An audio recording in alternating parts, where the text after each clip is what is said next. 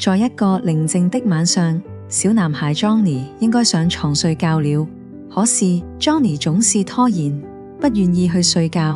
每次媽媽都會溫柔地提醒他 Johnny 該上床睡覺了。但 Johnny 有一個特別的習慣，他喜歡和家裏的小動物們說晚安。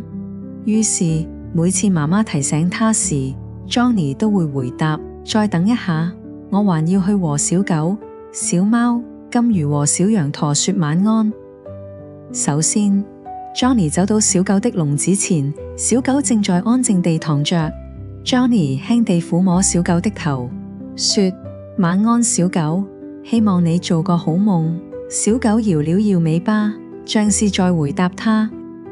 接着 Johnny 來到小貓的身邊，小貓正在窗邊打瞌睡，它的眼睛慢慢閉上。Johnny 輕聲說：晚安小貓，明天我們再一起玩。小貓打了個呵欠，似乎聽到了他的話。然後 Johnny 來到了魚缸前，金魚在水裏快樂地游來游去。Johnny 笑着說：晚安魚魚，明天再給你餵食。金魚在水裏轉了一圈，像是向他揮手告別。最後 Johnny 來到了小羊駝的房間，小羊駝正在草堆上休息，看到 Johnny， 他抬起頭，咩咩叫着。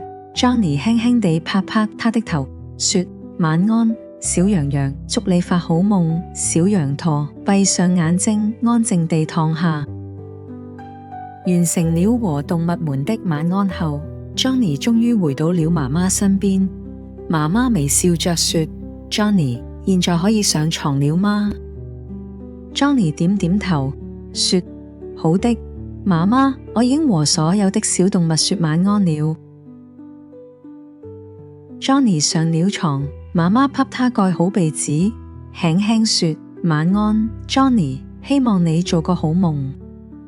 晚安媽媽， Johnny 回答，然後閉上眼睛，進入了甜美的夢鄉。